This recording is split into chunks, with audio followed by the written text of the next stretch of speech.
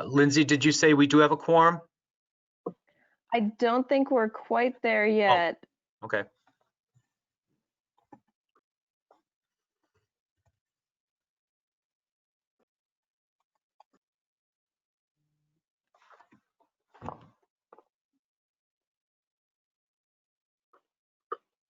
We're very close.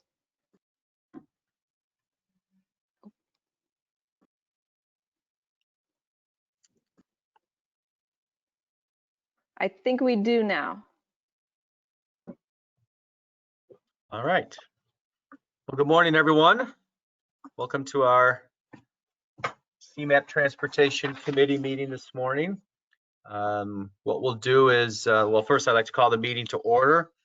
And what we'll do is we'll ask that Lindsay do a roll call. If you're not the regular committee member, if you could just identify yourself and who you're representing, that would be great. So I'll turn it over to Lindsay for the roll call. Okay, thank you. And I'm going to go through this quickly. We have, so get ready with your mute button. Chuck Abraham. Here. Darwin Burkhart. Kevin Carrier. Here. Lynette Ciavarella. Here. Michael Connolly. Mike is on audio only. Oh, okay. John Donovan. Here. Doug Ferguson. Here. Tony Greep. Here. Adrian Guerrero. Robert Hahn. Jessica Hector Sue. Here. Scott Hennings. Here. Tom Kelso. Fran Kloss, or Jackie Forbes. Yeah, Jackie Forbes for Fran Kloss, Kendall County. Thank you. Christina Kupkowski. Eric Llewellyn. Here. Kevin Muse, or Chris Hebert. Tara Orban. Good morning, present. Jessica Ortega emailed that she would not be here. Heidi This is Persad. Chris Hebert with Sewer Pack. Sorry, I was having trouble unmuting. Okay, thank you. Heidi Persad. Anthony Quigley or Brian Carlson. I thought I saw Brian. Tom Brian. Rickert. Only as is Heidi Persad. Sorry. Oh, okay, thank you. Tom Rick. Mayor Rockingham. Happy holidays. Here. Thank you. Joe Schofer. Dave Seglin. Here. Chris Snyder. Present. P.S. Siraj. Scott Weber. Audrey Wenink. Here. And Rocco Zucchero.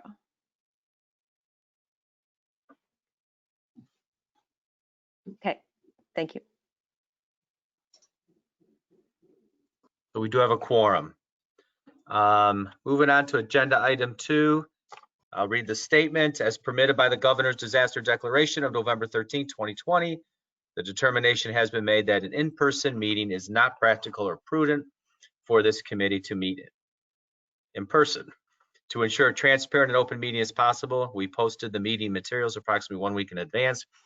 We'll provide a recording of this meeting linked on our website, and we'll also take all votes by roll call. So if there are no agenda changes, we'll move on to announcements. Do we have any announcements of the committee members? No, we do not. No? Okay, all right. I would ask that, just as a reminder for the committee members, that to reduce the background noise, to please mute yourselves. And also when you make a motion, unmute yourself and also identify yourself in that motion. So with that, we'll move on to item 3, approval of the minutes. So I'll ask or entertain a motion for the approval of the September 18th minutes. Mayor Rockingham. Dave Seglin, so moved. Mayor Rockingham, Mayor- second. Okay, Dave, motion, Mayor Rockingham, second. Thank you. Any questions, comments? Seeing none, hearing none? We'll go ahead and do a roll call vote. Lindsay? Okay, I will do that. Chuck Abraham, Aye. Kevin Carrier, Aye. Lynette Ciavarella, Aye. Michael Connolly. He's in mute, listen only mode. Maybe he could send a chat. I'll move on to Doug Ferguson Aye.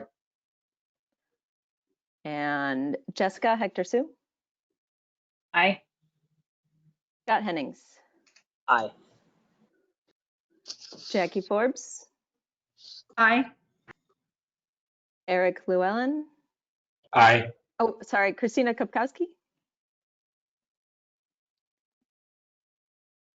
I'm not hearing her. I see her name. Move on. Chris Hebert,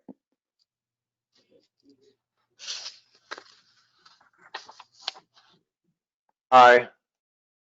Tara Orban, Aye. Heidi Persad might also be in listen only mode. Maybe she could send a chat. Brian Carlson, same. Aye. And Aye. okay, great, thanks. Tom Rickert, Aye. Mayor Rockingham, Aye. Dave Seglin, Aye. Chris Snyder, Aye. Audrey Wennick, Aye. and Rocco Zucchero. Aye. Thanks for letting me in. Thank you. Anyone I We'll didn't always call? we'll always let the tollway in. You got money. We're running Right. out. All right, the motion passes. Thank you. Moving on to committee reports. There was a link in the report to many of the committee updates. I will provide a quick update to the coordinating committee did meet last month. At that meeting, we did get an update about the embedded staff planner program, which is now in the third and final year of its existence.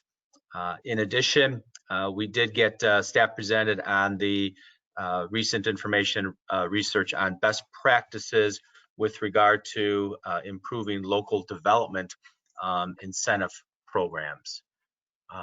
And as I mentioned, there are other updates in the link for the various other committees that have been meeting since our last transportation committee. Moving on to item 5, the FY19-24 tip. I'll ask that Russell come on, give us an update on the fiscal year, end of year 2020 update. As I recall, I think this was approved actually by board and MPO policy, so this is just an informational item. Yeah, I think I have all 3 items under the 5.0 agenda item, so hopefully we can go quickly. And item 5.1, the end of the year federal fiscal year 2020.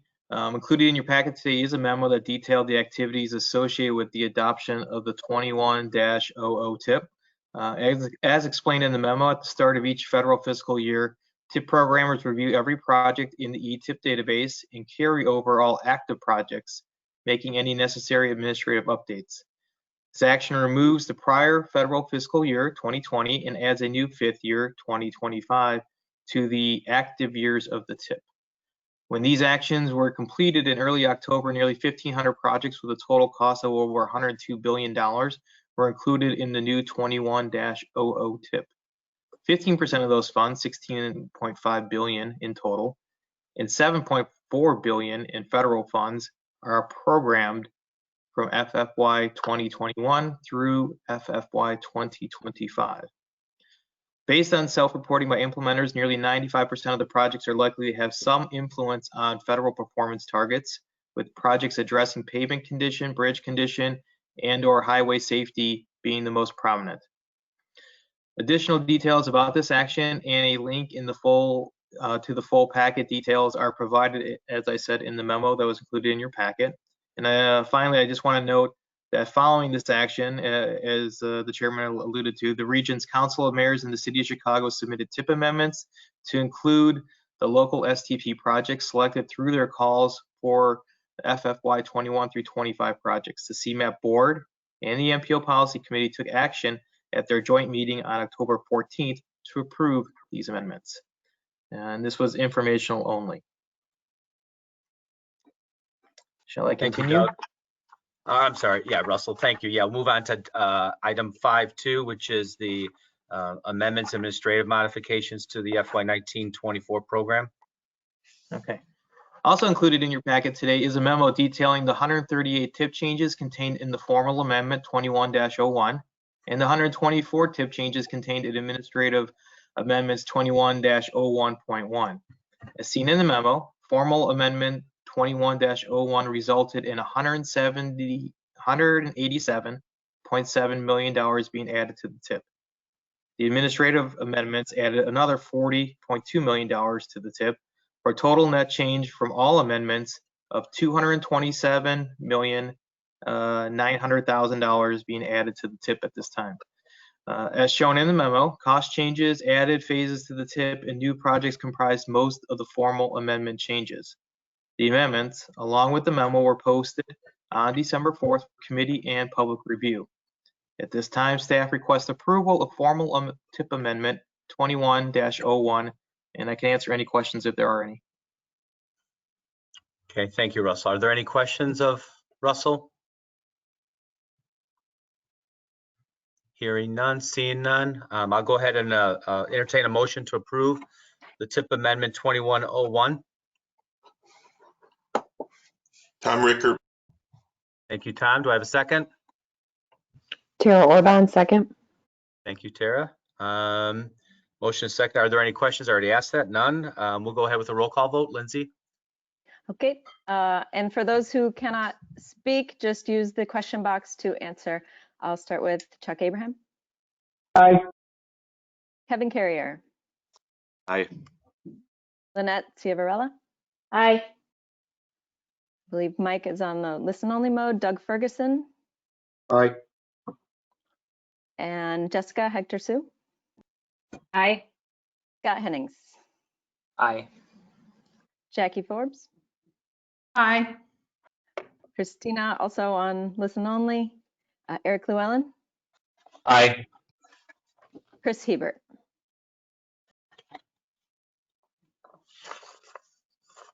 And Tara Orban. And Heidi, I believe, is also listen only. Brian Carlson. Aye. Tom Rickert. Aye. Mayor Rockingham. Aye. Dave Seglin. Aye. Chris Snyder. Aye. And Audrey Wennick. Aye. And Okay, Rocco thank- Zucchero. Oh, sorry. Aye. Sorry Long about wait that, Rocco. back here. The long wait. We'll get a copy next time. Sorry about that. So thank you all. Motion carries. We'll now move on to agenda item 5.3, which Russell will provide an update of the semi-annual onto 2050 TIP conformity analysis and an update on the update of the public comment period. So I'll turn it over to Russ. All right. Also included in your packet today is the onto 2050 TIP conformity analysis and TIP amendment 21-02. As you know, the CMAP region is in a non-attainment area for ozone. Thus, we are required to demonstrate that projects in the TIP conform to the motor vehicle emissions budget for our area through a regional emissions analysis of transportation projects in the TIP. Specifically, projects in the TIP subject to air quality analysis requirements demonstrate when modeled that the region does not exceed our motor vehicle emissions budget, which is shown on the last page of the memo in your packet. The memo also includes information about new projects now included in the regional air quality analysis, along with various changes to existing projects that are also part of the regional air quality analysis. The memo and the list of projects that are new or had changes were subject to a 30-day public comment period from November 2nd to December 3rd, during which time CMAP did not receive any public comments. As you may have noticed, we made some changes and are now including at the end of the memo greenhouse gas on-road mobile source emission results as part of the conformity memo as an informational item only, similar to what we do for PM 2.5. The region is in attainment for the PM 2.5 standard, but there was a period of time in which we weren't classified as being in attainment, and so we did have a budget to adhere to, which is also shown in the memo. It's a historical budget. It's not something we have to adhere to now. However, the GHG emissions, there are no such historical budget for us to adhere to. What we show are some, basically what we've done is we put together reduction goals to provide some context. But the numbers don't really have any meaning otherwise in terms of the goals and in terms of what we put for GHG emissions. It's just what we do during our regular conformity run. The reduction goal is really just a little more than some back of the envelope stuff that CMAP put together. What we did was to start with the GHG emissions that were modeled as part of Onto 2050, the beginning, and then we took some reductions from there and carried those forward. And that's what you see in the goal. We hope to develop real goals in the coming year or 2 or 3 years as part of our GHG work. There is a presentation near the end of today's meeting that'll go into more detail about our GHG work. So I'd rather save questions for that. The main thing I want to do is just say we're trying to have GHG be part of providing some numbers. The targets, they're just to give some level of context, but they are not adopted by the region. They don't really mean anything. So I don't want folks to get hung up that we have established some sort of GHG targets. They're just to provide some sort of context that otherwise would be lacking for GHG emissions. Staff requests at this time that the committee recommend approval of the semi-annual Onto 2050 TIP conformity analysis and TIP amendment 21-02 to the CMAP board and MPO policy committee as presented. If there are any questions, I can answer them at this time. Thank you, Russell. Any questions of Russ? Seeing none, hearing none. So we'll go ahead and I'll entertain a motion to approve the semi-annual Onto 2050 TIP conformity analysis and amendment 2102. Do I have a motion? Jessica Hector, Sue, I'll motion. Thank you, Jessica. Second. Forbes, second. Thank you, Jackie. Appreciate it. We'll go ahead with the roll call vote. Thank you, Lindsay. Okay, I'll start with Chuck Abraham. Aye. Kevin Carrier. Aye. Lynette Ciavarella. Aye. Mike via the questions. Doug Ferguson. Aye. Jessica Hector Sue. Aye. Scott Hennings. Aye. Christina Kopkowski first in the questions. Oh, Jackie Forbes. Aye. Eric Llewellyn. Aye. Chris Hebert. Tara Orban. Aye. Heidi in the questions. Brian Carlson. Aye. Tom Rickert. Aye. Mayor Rockingham. Aye. Joe Schofer. Aye. Dave Seglin. Aye. Chris Snyder. Aye. And Audrey Wenink. Aye. And Rocco Zucchero. Aye. Thank you. The motion carries. Now we'll move on to item 6.0, 2021 CMAP highway safety targets. We'll ask that Todd give an overview of those targets for the region. So I'll turn it over to Todd.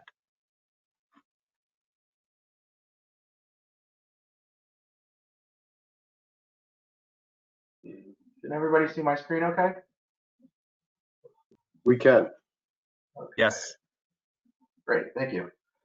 Good morning. Today I'm going to present on the 2021 Highway Safety Performance Targets. I'm going to start out with a brief background on Highway Safety Performance Targets, go over the 2021 Highway Safety Performance Targets, and review the staff recommendations and next steps. As part of MAP 21 and continued in the FAST Act, Transportation Performance Management, or TPM, is intended to track national goals at the state and regional level for safety, asset condition, system performance, and congestion management air quality, or CMAP. TPM requires state DOTs and MPOs to set a series of performance targets and track the progress towards achieving those targets. By implementing TPM, agencies will be required to track system performance over time, which allows them to evaluate the effectiveness of policies, plans, and programs in meeting or not meeting its targets. The safety rule requires state DOTs and MPOs to establish highway safety targets as 5-year rolling averages on all public roads for 5 safe performance measures. That includes the number of fatalities, the rate of fatalities per 100 million vehicle miles traveled, or VMT, the number of serious injuries, the rate of serious injuries per 100 million VMT, and the number of non-motorized fatalities and serious injuries.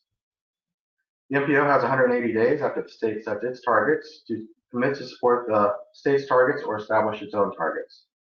Highway safety targets are to be set each year, and this is the 4th year of setting highway safety targets. The last 3 years, the MPO has supported IDOT's targets. Whether the MPO supports the state's targets or sets its own targets, the MPO is required to show how it's planning and programming to help achieve the safety targets. This is accomplished through integrating the safety targets into the Transportation Improvement Program, or TIP, long-range plan, and other planning activities. Each year, FHWA performs an assessment of the state's performance and determines if the targets were met or if the state had made significant progress towards meeting its targets. I'll go into more detail on the annual assessment on the next slide. If the MPO decides to set its own targets, we are not assessed annually by FHWA. We will be assessed during our certification review, the MPO certification review after 4 years. And we do not have any requirements if we don't meet those targets. A couple things I want to point out, highlight about the safety targets. The safety targets are for all public roads, no matter the jurisdiction. The other TPM measures are really only for the NHS system, so they're really specific to that national highway system, while the safety measures are for all public roads. I also like to highlight that we do this annually. They're annually assessed by FHWA. So these numbers are in front of us on an annual basis. So we're constantly looking at the number of fatalities and serious injuries in our region and in the state. 2018 FHWA assessment summary. This came out earlier this year. Unfortunately, IDOT did not meet its targets or do better than the baseline. Each year, the FHWA evaluates whether states have met or made significant progress towards meeting their targets. FHWA will consider states to comply if they have met their targets or improved from the baseline at least 4 of the 5 performance targets. The baseline is defined as the 5-year average ending with the year prior to the establishment of the safety targets. So for the 2018 targets, the baseline was the 2012 to 2016 average. Like I said, IDOT did not meet or make significant progress towards their safety targets, so IDOT will be required to use all their Highway Safety Improvement Program funds, or HSIP funds, their safety projects, and they are also required to develop a HSIP implementation plan. We did not hit our fatality targets or do better than baseline, but we did for 2 of our targets, number of serious injuries and rate of serious injuries. So, we are trending down. We're doing better on the serious injuries. It's the fatalities and the non-motorized fatalities and serious injuries are really an issue in our state. The table on this slide shows the 5-year average for the performance measures from 2015 to 2019 and IDOT's 2021 highway safety targets on the far column. CMAP share is also included on the slide to give you context of the numbers. IDOT uses a policy-based 2% reduction in the 5-year average or trend line analysis to set its safety target. It then selects the method with the greatest decrease to set its target. So even if we are trending down, like we saw on the rate of the serious injuries and rate of serious injuries, the 2% reduction was more aggressive. So IDOT selected that more aggressive target with the backup of if they meet their baseline, they're still in compliance. Unfortunately, the state and region has experienced an increase in fatalities, rate of fatalities, and non-motorized fatalities and serious injuries. The number of serious injuries and rate of serious injuries have been trending down, so that is a good thing. At the beginning of the year, at the beginning of the pandemic, one of the first things I thought of was like, oh, we're going to hit our safety targets. This is great. Pandemic looks bad, but we're going to hit our safety targets. People are traveling less. We're not going to see as many fatal crashes on our roads. Unfortunately, that is not true. We actually have seen an increase in fatal crashes on our road. People might be driving faster, and when you're driving faster, you have more serious car crashes, and that results in fatalities or serious injuries. Unfortunately, we have seen an increase in the number of fatalities. I'm not sure about the serious injuries, but definitely fatalities. Staff recommends that the MPO supports IDOT's policy-driven 2021 highway safety targets. IDOT's aggressive safety targets reflect the need for and the commitment to reducing fatal and serious crashes on our roadways. The region has made progress in reducing fatalities and serious injuries through engineering, education, and technology, but the region still faces significant challenges to reduce these numbers. By supporting IDOT's targets, the region will have a unified goal that supports making all roads in the region safer for all users. Given that targets are set annually, CMAP can regularly revisit target selection methodology each year. By agreeing to support IDOT safety targets, the MPO is not agreeing to any share of the decrease in fatalities and serious injuries. It is agreeing to integrate the targets into the metropolitan planning process and to plan and program projects that help meet the state's targets. CMAP has several ongoing projects that it hopes to help highway safety in the region, including the Safety Action Agenda, the upcoming Village of Flossmoor Local Road Safety Plan, and including safety and CMAP's programming activities. The selection of the target does not directly affect the allocation of funding at the MPO level. However, the targets selected for different measures should ultimately reflect funding allocation and priorities, among other factors. And then in the future, we hope that we can really see how we are directing our funds and looking at policies to help improve these targets. After approval and discussion by the Transportation Committee, staff will make its recommendation to the January Board and MPO Policy Committee for approval. And with that, thank you. Thank you, Todd. Before we take it to a vote, I'll entertain any questions for Todd in terms of what he presented. This is Dave Seglin at CDOT. Had a few things. One is, I find these numbers very disturbing. It seems like we have been doing everything. Well, let me rephrase that. We think we have been doing things to improve safety, but it looks like the number of fatalities and the rate of fatalities is up statewide and within CMAP's planning area. So it seems like we need to do something different because what we're doing obviously is not working at this point. One question I had, though, was that in the memo that you sent out, you talked about CMAP would be forming a resource group of safety experts to inform the action agenda, the safety action agenda. Is that resource group planned to be the group that this committee asked CMAP to form on safety, or is that a different group you're thinking of? That is still to be determined. That group will be starting in the next coming month or so. I believe we're starting to finalize our reaching out to our members. And that's really going to provide CMAP direction on where we're going to go with the safety action agenda, where are we going to go with, how are we going to address these issues? What policies can we help implement to get these numbers down? So we definitely see that that is the safety group, and it's going to help recommend where CMAP takes safety in the future. So yes. I was just wondering, it was over a year ago that this committee directed CMAP staff to form a safety committee. And I don't know why it's taken 13 months to form a committee. And it even sounds now that this may not be the committee that the Transportation Committee has asked CMAP to form. Dave, this is Erin. Let me weigh in on this. This is in direct response to the request from this committee to develop a safety committee and that we've been working on.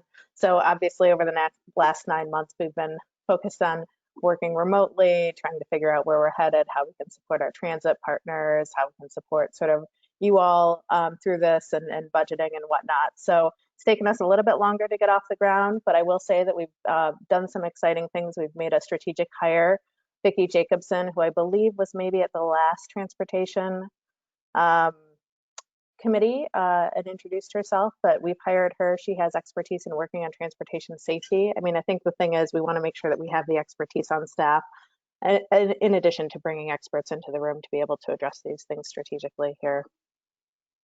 So do we know when this resource group will be formed? And I when believe the first we will meeting be sending out sending out invitations in January, and then we will have a fully fleshed out schedule that we'll bring to this committee and keep you all abreast of. Thank you. So is that something that we can expect at our February meeting to get kind of a good update or a status of the committee's been formed and maybe a schedule look ahead of? I know at the last transportation committee meeting, if I recall, we kind of got a structure, a layout of what this resource committee might be in terms of resources, in terms of agency representation, industry, education, safety, emergency responders. So hopefully in February, we'll be in a position to kind of get an update that that group is formed, their meeting schedules and their mission are being worked on and defined. But as I recall, they will actually be advisory to transportation in terms of, you know, areas to focus on. Transportation committee, I mean.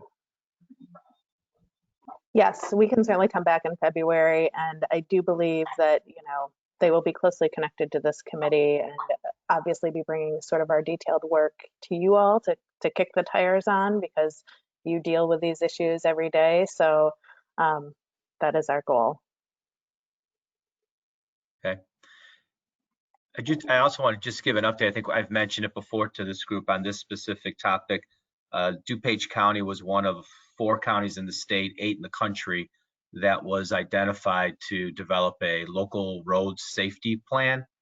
And so we've gone through some initial exercises, and very much our plan appears to be aligned with, unfortunately, the trends we're seeing in the region and the state, and that what's kind of come out of our first blush is things that we were talking about that this resource group may recommend: speed management and bike ped safety. You know, we've seen that on the rise as well. So part and parcel to that, you know, we're working on something locally, and I know the LTA has been looking at the program. So hopefully one of the resources to this group may be those other complementary studies that are ongoing to provide input or update on what we're having, you know, what we're seeing at maybe the sub-regional level as well. Yeah, so Chris, if I may, because I see her on the screen, Vicki, I don't know if you have just a minute, because this topic is important enough to give the group a little bit of background on what you've been working on. Yes, absolutely. Sorry, I was having some communication problems getting my screen up, but yes, we will definitely be presenting an update in February. We hope to have already had our first resource group meeting by the time this committee meets next. That's our goal. We're working on a strategic schedule to get the right people in the room to talk about the topic, and a kind of overarching structure for the group that makes sense for us to be able to dig in and do the best work as quickly as possible. So it's in progress right now, and we're excited to update you all, hopefully on a great first resource group meeting when we meet again in February. Okay, thank you, Vicki. Any other questions of either Todd? Hey, this is Rocco, Chris. Oh, sorry, whatever's, I'll back off. Hi, this is Audrey at Wenning MPC. I also wanted to, you know, reiterate my extreme concern about this issue. And it's surprising to see statements in the memo saying that the region has made progress in reducing fatalities and serious injuries when the table is not in alignment with that statement. So we really need to be honest about how things are going. I wanted to make the connection between the TIP work that we do and safety work. I noted that nearly 300 projects in the TIP had sponsors self-report that safety was an anticipated outcome. And I'd like to ask if CMAP does any evaluation, ask sponsors to do evaluation, or if this is something we can do and see what outcomes we are getting from our investments, because that is where the rubber hits the road, is how we're spending our money and are we generating safety outcomes. And we need to know what the results are of how we are spending our money and building our projects. So I'd like to elevate that type of thinking and analytical processes in terms of whether we're seeing the outcomes that are expected when we're making these investments. So could we look at historical TIP projects or integrate that into our future processes? Yes, so we have a project going on right now. We're in the middle of evaluating the TIP projects where the sponsor selected check mark the safety box. So we're taking a look and seeing where those projects are located. Are they located on high crash corridors, high crash intersections? So we're in the process of matching that. It's a little more tricky than just going out and doing it. But I think we have a solid process right now, and hopefully in the February meeting, we'll have more information and show how our tip is, where we're spending money, and are we spending money at those high crash locations. And then the comment about the memo about making progress on the safety target, or safety in our region. When you take a look back 20 years, 30 years, we have definitely made a big impact on a number of fatalities and serious injuries. So that's where that statement comes from. The memo is that we have made progress when you take a look back 10, 15 years. So that's where that statement comes from, is taking a longer view look at this than the last 5 years. So we have come down quite a bit if you take a look at the 20-year trend. I could ask a question about that, though. Have we looked at why? I would attribute probably most of the safety gains to safer automobiles. I don't know if we've actually impacted it. The auto industry now has cars that detect crashes coming, airbags, they're safer to drive in. Have we actually made the impact? That is a great question. And yes, I totally agree with you that cars have made a huge impact on safety and continue to make an impact on safety. I believe the reason why we see a reduction in serious injury crashes is because of some of those technologies that we're seeing on the road today. But my assumption is also that the agencies are when they go out and make a roadway improvement, is they're considering safety and they try to build it up to the most safe standards as possible. So I would like to think that there's been some technology improvements in the way we stripe our roads, rumble strips, edge reduction. I think there's a number of countermeasures that have come up that have actually helped improve safety in our region through engineering. And I'll just hop in here too, is that I know that this is a conversation that we'd have at IDOT all the time, right? Is it an engineering problem or is it a social issue? And how do you address both of these things together, right? Technology, distraction, and even when you look at the national level, the difference between sort of how FHWA sometimes approaches this and then their sister agency at NHTSA, right?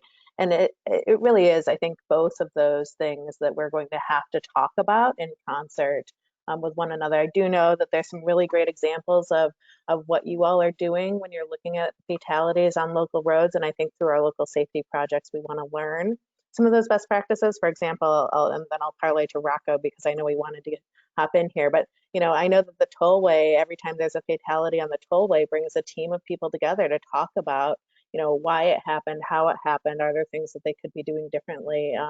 And some of the new ITS technology too that they've installed on their system, to help avoid crashes that are secondary crashes because you've got gapers, right? So, this is not an easy issue. We are excited to assist in this and learn all we can. But again, it really is even,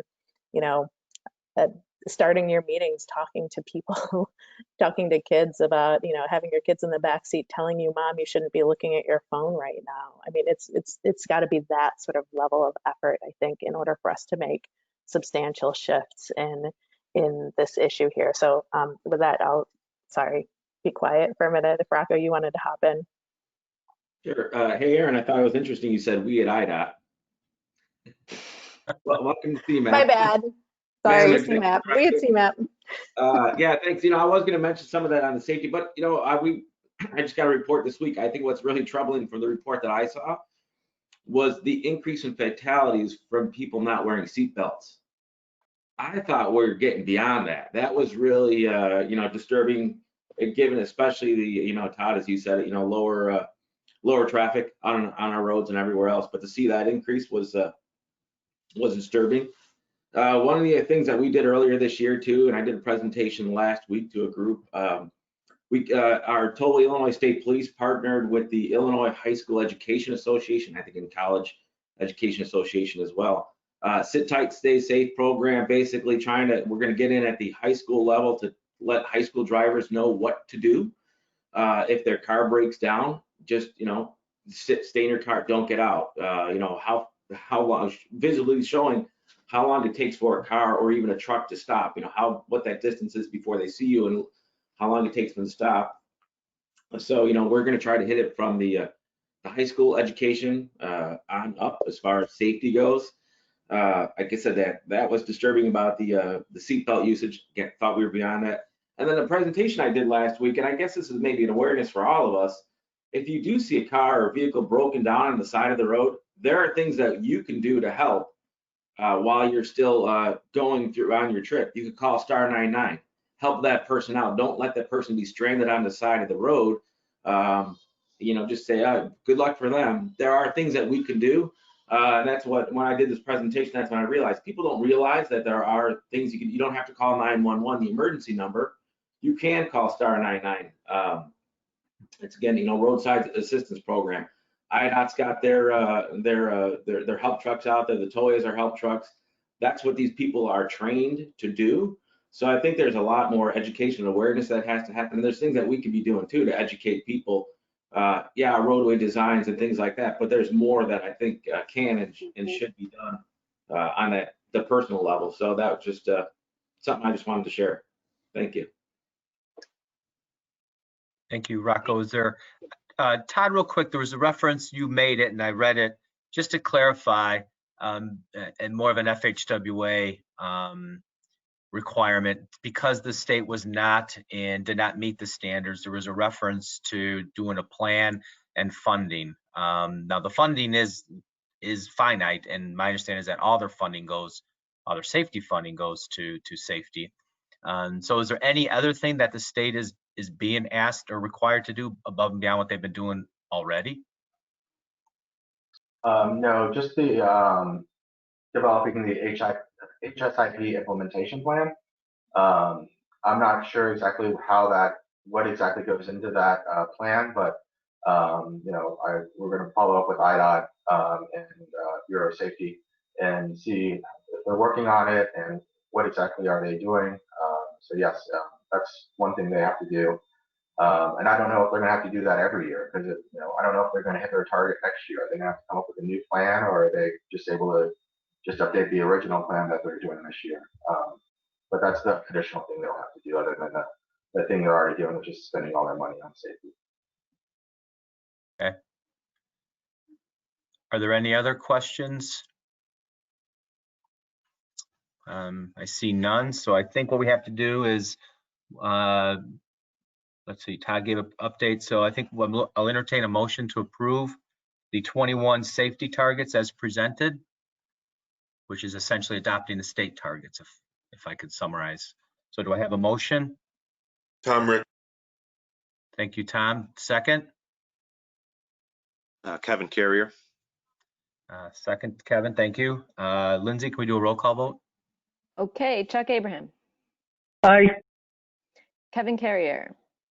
Aye. Lynette Ciavarella. Aye. Oh, it looks like Mike got on. Are you Aye. able to vote? Yay. And Doug Ferguson. Skip to Jessica Hector Sue. Aye. Scott Hennings. Aye. Jackie Forbes. Aye. Christina, I think still unable No, to I think I'm speak. here. Oh, hey, great. Aye. Eric Llewellyn. Aye. Chris Hebert. Tara Orban. Aye. Heidi Prasad, I think, is still unmuted. Brian Carlson. Aye. Tom Rickert. Aye. Mayor Rockingham. Aye. Joe Schofer. Aye. Dave Seglin. Chris Snyder. Aye. Let's see, Audrey Wennick. Aye. Rocco Zucchero. Aye. Thank you. Okay, thank you all. Motion passes. So now we've got a series of presentations from RTA and the service boards, budget updates or capital program updates. So I'll start off with the RTA regional capital program, then we'll follow with the service board. So I think I'll turn it over to Tara. Yep, Tara O'Malley. Hi. Good morning, everyone. I'm Tara O'Malley, Principal Financial Analyst with our Regional Transportation Authority in the Capital Programming Department. Thank you for being here.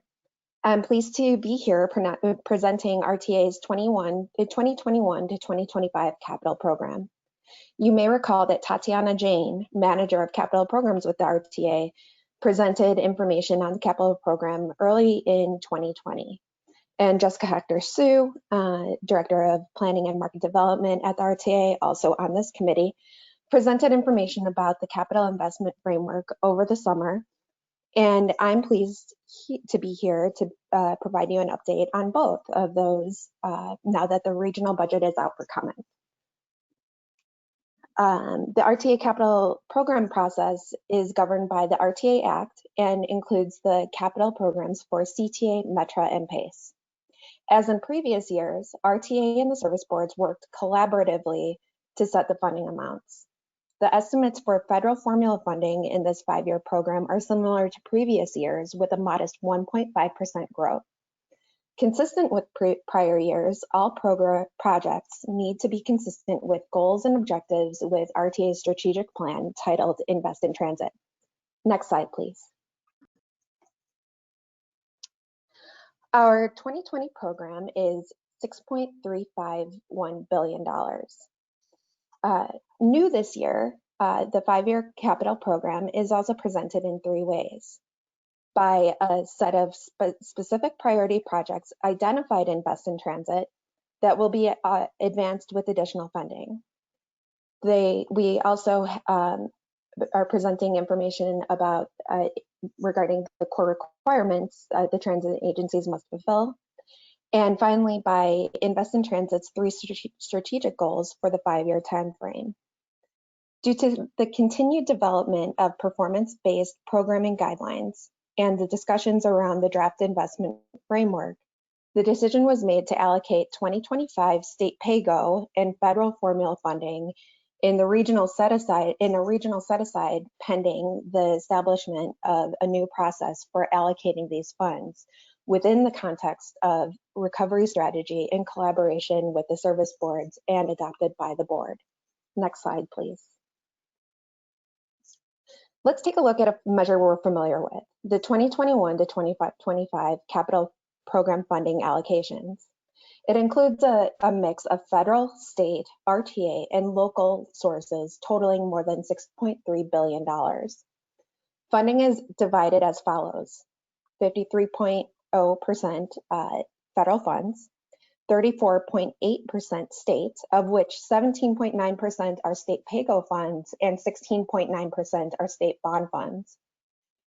2.3% are RTA funds and 9.9% are local funds, also comprised of CTA bonds. Next slide, please. Let's examine what's new this year in the analysis. First up are the priority projects. The service boards provided the original list of priority projects identified in Invest in Transit and provided annual updates to this list. This table shows an example of 3 individual priority projects for each service board with the greatest need. You can find the greatest need in that 10-year funding need column. With the amount of funding programmed for the next 5 years for the 2021 to 2025 program. The full analysis can be found in the appendix of RTA's budget book. Ultimately, it should be noted that 91% of the projects of the funds programmed for 21 to 2025 fit in the list of priority projects. Next slide, please. We've analyzed the program based on the 4 core requirements identified in Invest in Transit, which are maintain and improve safety and reliability, achieve full accessibility, improve equity, and meet regulatory requirements. For each project, the service boards could select up to 2 of the core requirements. More than 80% of the projects had 2 requirements selected, and you will see that in this chart. Looking at these metrics by funding, $4.1 billion in funds are used on projects with the requirement of maintaining and improving safety and reliability, while between 1.0 and $1.7 billion in funds contribute to each of the remaining requirements. This shows that the service boards have focused on maintaining a safe and reliable system in the present state, compared to providing additional enhancements, which will be more achievable with additional funding. Next slide, please. Finally, we analyzed the programmed projects by strategic goal identified in Invest in Transit. The strategic goals are to deliver on our investment, to build on the strengths of our network, and to stay competitive. The plan's 3 goals describe the key areas of focus for the transit agencies through the duration of Invest in Transit, and allow RTA to show how the combined capital program contributes to these regional goals. Viewing funding by strategic goals reveals starker differences across the goals. 58% of funding, or $3.2 billion, has been assigned to deliver on investment, while 24% of funding, or $1.3 billion, goes to building on strengths of our network, and 18%, nearly $1 billion, is going towards staying competitive. Again, service boards primarily choose projects that help to maintain the current system, which are most often categorized as delivering value on our investment, rather than advanced expansions and enhancements due to lack of capital funding. Next slide, please. To wrap this up, I wanted to show this updated slide that helps us focus on the big picture of maintaining our regional transit system. Rebuild Illinois bond funds are an influx of cash that help to maintain the useful life of the asset conditions. But once these are exhausted, the percent increases, essentially stating that more assets will be pushed beyond their useful life. Availability of diverse funding is necessary and a necessity. Based on this trajectory, by 2035, 38% of assets will exceed their useful lives, which is higher than projected last year and can only be improved by additional funding and sustained investment. Next slide, please. Our budget is not yet finalized, so there is still an opportunity for public comment until the day of our board meeting, which is Thursday, December 17th. Our contact information is on the slide to do so. When you visit our website, www.rtachicago.org, the proposed budget is on the landing page. We will present both our operating and capital budgets in more detail at this time at the board meeting on Thursday. So feel free to tune in and watch online. You can find more information about that on our website. I'm happy to field any questions at this time. Thank you. Thank you, Tara. Are there any questions of Tara? I just had one, Tara, just curious, the reference to PAYGO, that's the 20% of the MFT that now goes to transit under Rebuild Illinois, if I recall. The motor fuel tax, yes. Yes, that's the PAYGO funding source, yeah. So given the 21-25 budget, I'm just curious, how did RTA take into account or factor in that PAYGO? Is it a range to take into account COVID and any long-term impacts? At this time, the years 2021 through 2024 have remained unchanged as far as estimates from the previous years. 2025, the PAYGO funding is put in a set aside as far as it's shown in the RTA's bucket of budget, but it's going to be allocated in the future. So I think as recovery and strategy goes further with RTA, perhaps that would could be modified along the way. But as far as I know right now, we maintained the dollar amount from the previous year. from last year's program. Okay. And that fund is also indexed, right? So it grows as the CPI grows? I believe so, That's yes. good. Yeah, okay. Are there any other questions of Tara? None? Okay.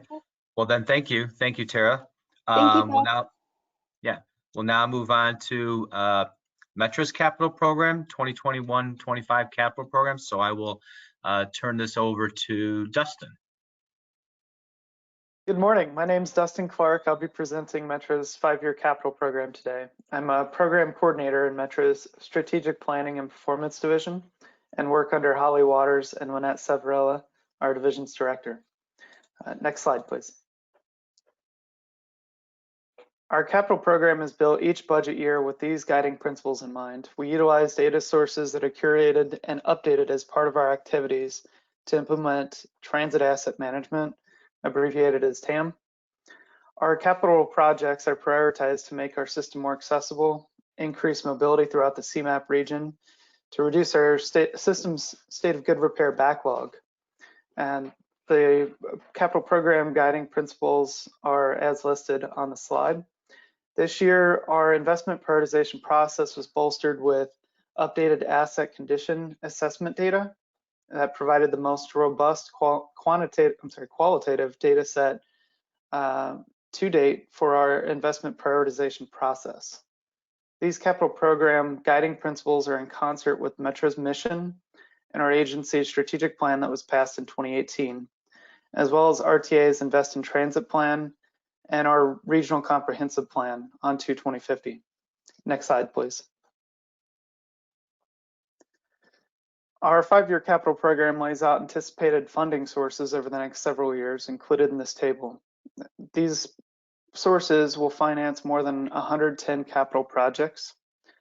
The RTA marks a release to the service boards in October, noted that the 5th year of the program, for year 2025, funds will be programmed as a regional set-aside, as mentioned in Tara's presentation. RTA will develop a new process for distributing those federal formula funds and state of Illinois PAYGO funds in parallel with a more holistic transit recovery plan. Metra has historically relied on the federal base sources, including Section 5307 formula and 5337 state of good repair funds, to comprise of the majority of our capital project sources. You see here in 2021, CMAP funds will support bicycle parking improvements across the system, and in 2023, locomotive engine retrofits. Both these CMAC funded projects will address several of our guiding principles and will reduce harmful emissions across our region. State funds from the Rebuild Illinois Capital Bill will support dozens of Metra projects to make transit more competitive, improve our service, and reduce the state of good repair backlog.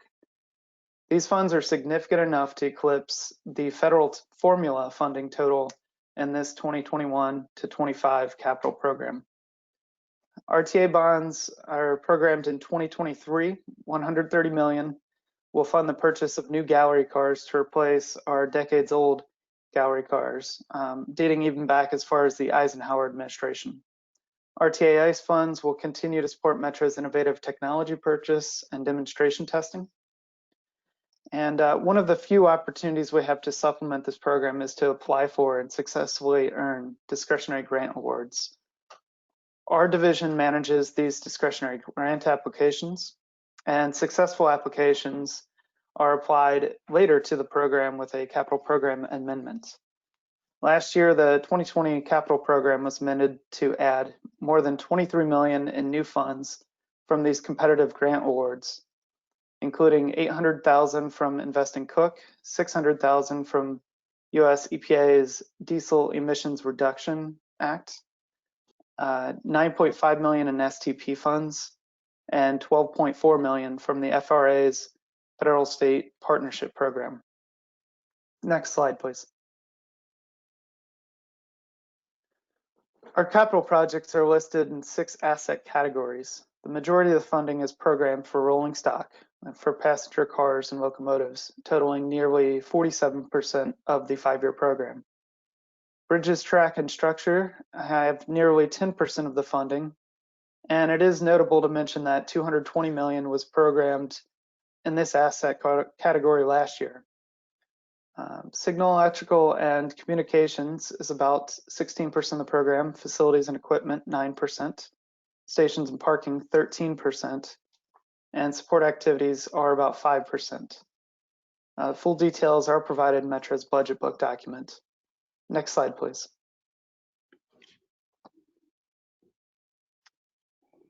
There are 5 major projects in the 2021 capital program, which accounts for nearly 60% of all the program funds. Remaining funds totaling nearly $180 million are programmed for cyclical track maintenance work, ties, ballast, signals, and track repairs.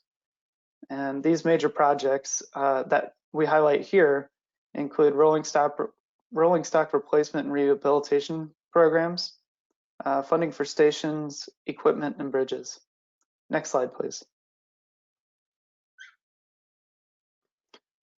Funding for the new rail cars, again, is the major investment in Metra's capital program. Metra staff is currently analyzing responses from the RFP issued last year to purchase hundreds of new rail cars. Metra has allowed railcar manufacturers to include alternate designs and features that are not constrained by the current setup of our railcar fleet. The ambitious program will retire some of our oldest cars built between 1953 and 1980.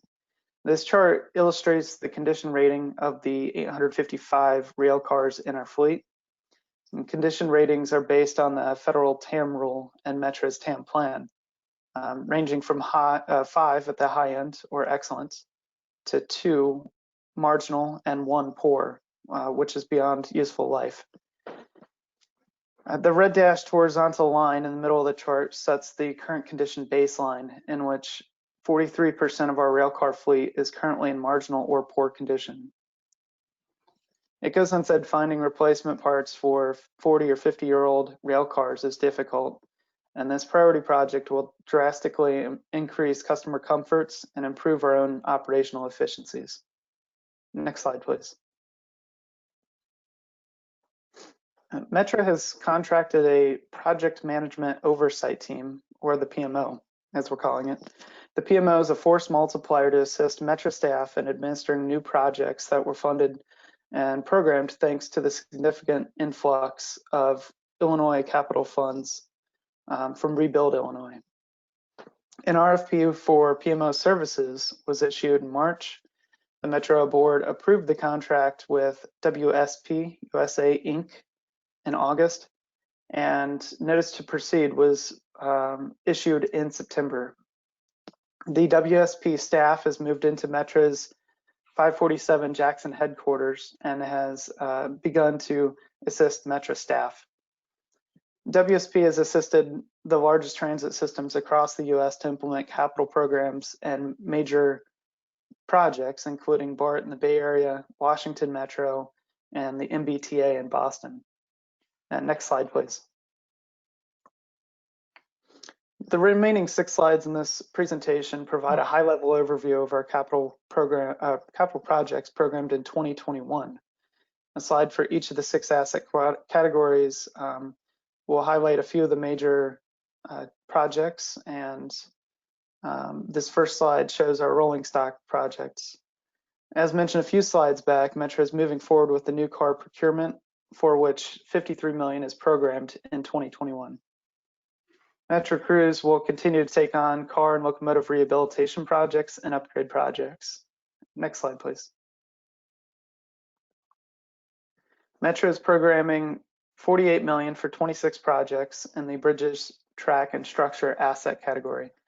Much of these funds go towards maintaining the right-of-way to FRA standards. On a typical weekday, Metra operates over 800 bridges, and many of these bridges were inherited from railroads that Metra assumed control of in the late 1980s. Some of these bridges are also owned by our freight partners, the Union Pacific and BNSF, and Metra continues to share the cost of these bridges. A significant amount of Illinois bond funds were programmed last year, as mentioned previously. Next slide, please. In the signal, electrical, and communication asset category, we have 2 projects on the Metra Electric to improve our signal system and electrical substations that provide power for signals and train propulsion. These projects include the substation improvements and fiber optics projects listed at the top of the slide. These projects will allow for additional capacity in preparation for enhanced service by NICD's South Shore Line into Van Buren Station. Next slide, please.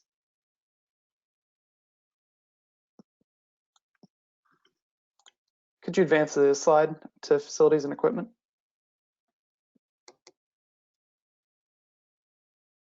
It has been advanced, I think. There we go. Yeah. I do see it now. Thank you very much. The facilities and equipment category includes 2 exciting customer-centric projects in 2021.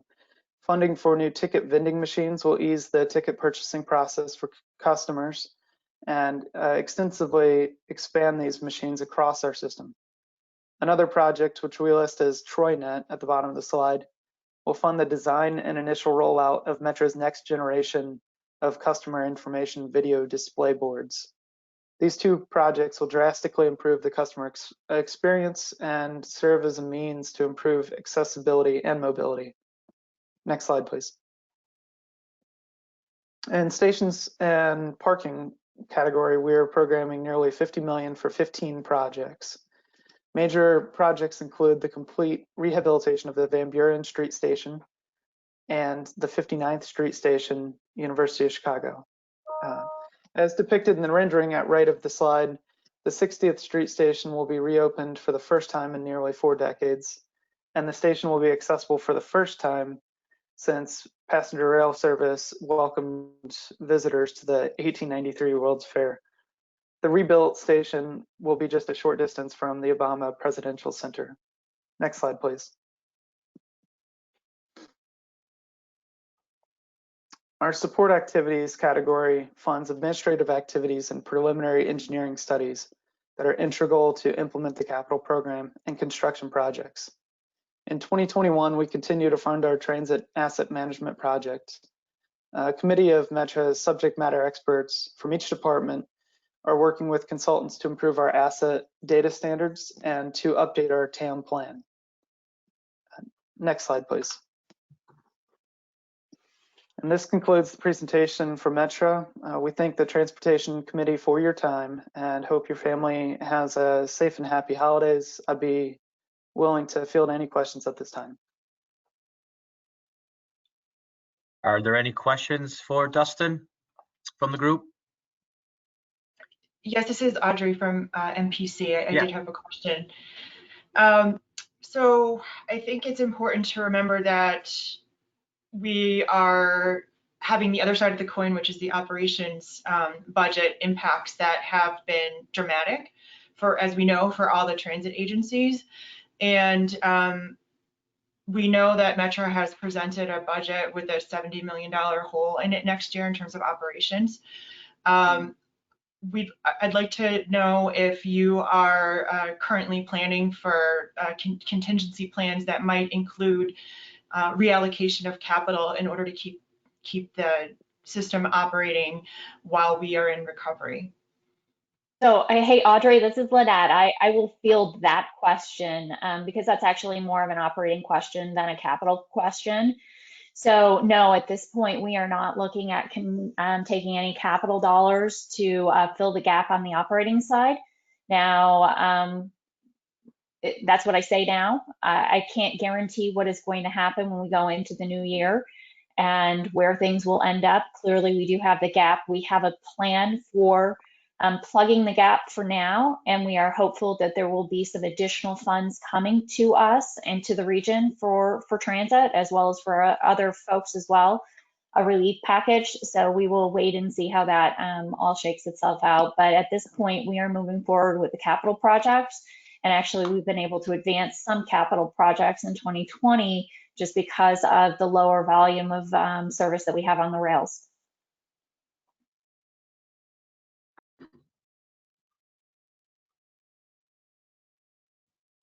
Thank you. Any other questions? I didn't see anything in the capital side on positive train control. I'm just curious, is that done? Has that all been implemented finally? Finally, it is implemented.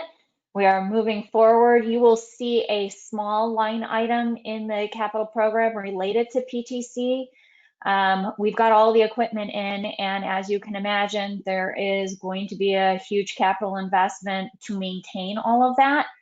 But what that's going to be and how often we're going to have to replace those things, the useful life, is still a question mark. But the days of, $50–60 million of the program going to PTC, which is what we've talked about the last handful of years here, it definitely rolled off this year. It's not hitting the capital program for 2021, and moving forward, you'll see it in a lesser amount until we get to a point where we have to do some substantial replacement. But we're hoping we can kind of do that gradually versus what we had to do initially, which is all in at once. Okay, thank you. Any other questions of either Lynette or Dustin? Hey, Lynette, Dustin, this is Rocco. Really quick for you. Just wondering on your capital, I guess this maybe goes to other agencies too. Are you seeing lower costs coming in due to competition? Just more out of curiosity on your capital investments so far in 2020? Yeah, Rocco, I don't have that information off the top of my head. I would have to go back and chit chat with some people across the board on that. Okay, thanks. Just curious. Okay. Well, thank you, Dustin. Thank you, Lynette. We'll now move on to CTA's 2021-25 capital program, and I'll turn that over to Mike. Hello, committee members. Mike Fitzsimons, the manager of the Capital Program Development Group at the CTA. It seems like a short time I provided this presentation to the group earlier this year.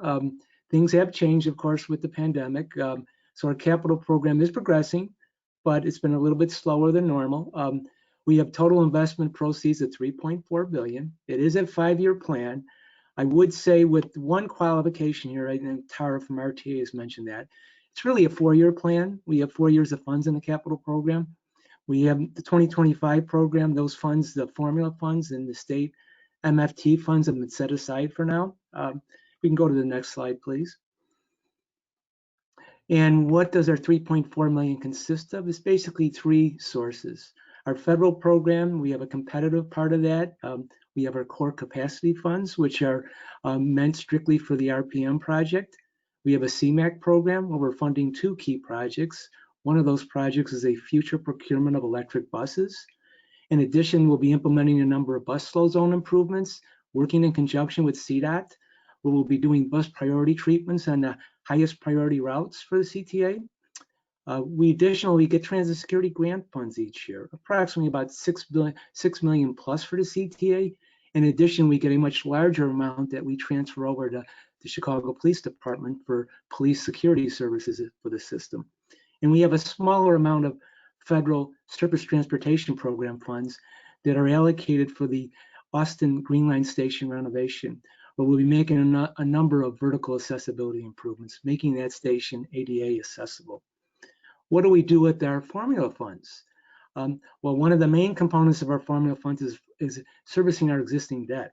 That's a key thing for the CTA. Obviously, we have a number of years of bonds that have been issued.